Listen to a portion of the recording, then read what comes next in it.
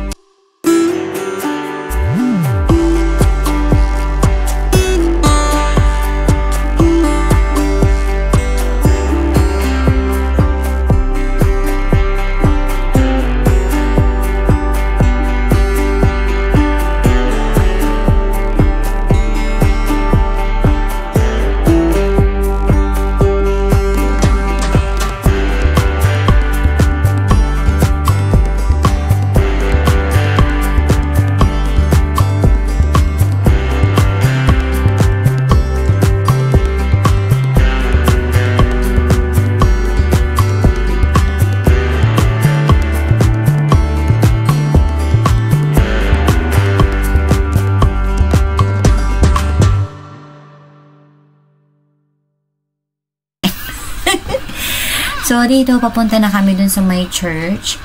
So, dito makikita nyo naman yung paligid ng castle. So, marami ring activities dito. So, bali naman dito guys is papakita nila dito kung nasa yung church nila. So, dun sa church nila, hindi tayo pwede mag-video. Tapos, hindi rin tayo pwede mag-picture. Basta anything na makaka-disturb doon sa loob. Meron silang sariling pare na gagawa ng misa doon. So, ayan yung daanan doon. Papunta doon sa loob ng church.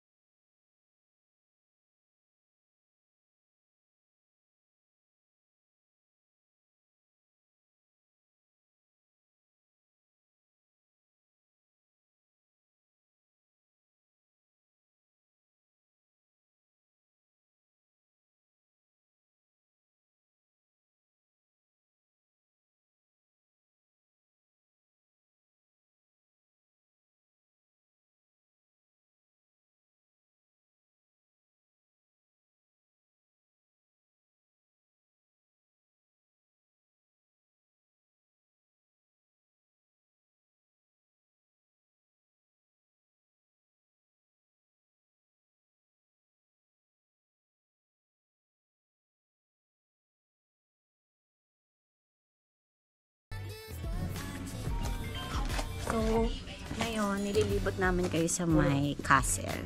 Kasama namin tour guide. So, ito pa itong ito.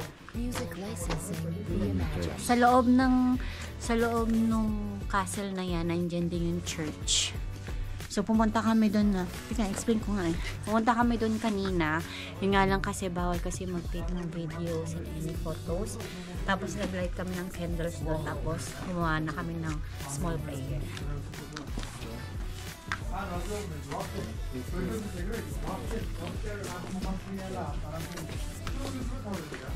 Artlist.io.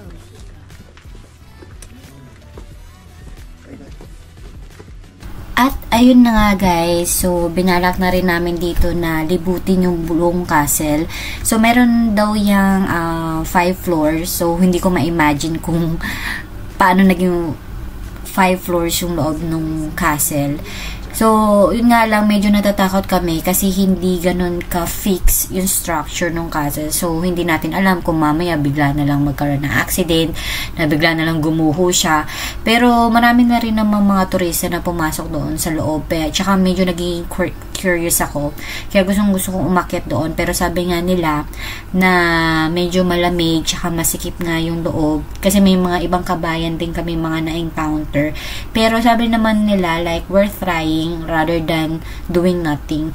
So, dito na rin ang mga nag-take kami ng pictures, nilibot namin yung buong castle. So, I hope na mag-enjoy kayo habang pinapanood yung paglibot namin at yung pagtaas namin dun sa tuktok.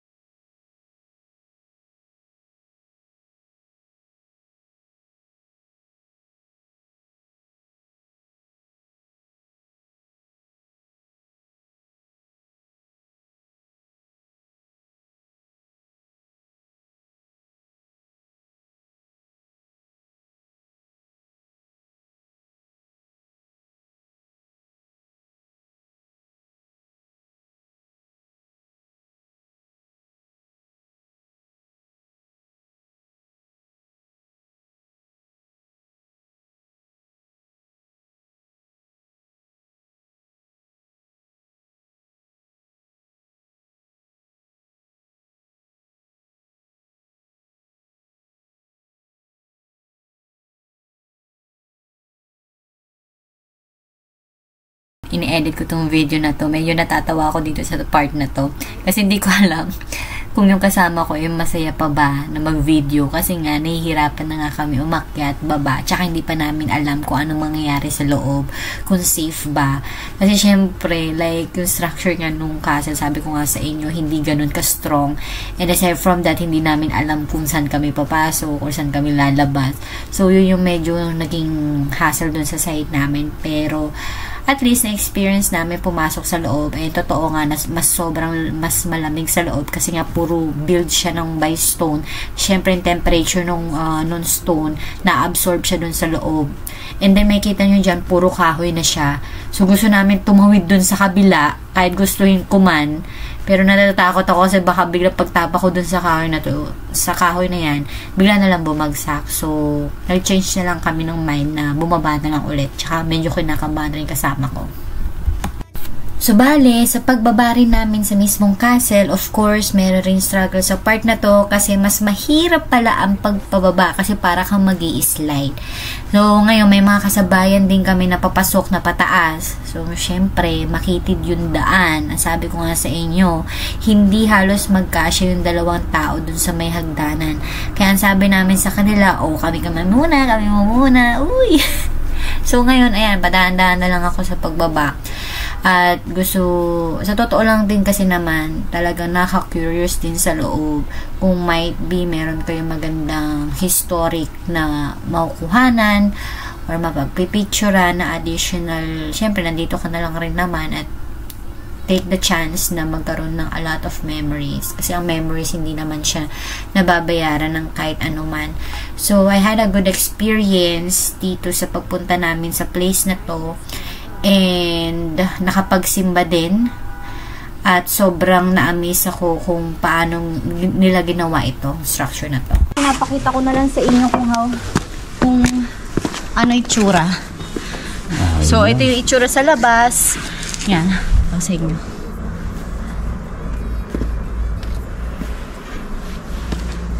Ganda, di ba? Okay. Ha? Okay. So, bali guys, dito na natatapos ang video na ito. Sa next part, pupunta naman kami sa Godavari at yun ang pinakagusto ko na na-experience kasi more on snow. You know that I love snow. So, abangan nyo na lang yung susunod na vlog. And then, please like, share, and subscribe to my channel. Thank you guys for watching. Bye!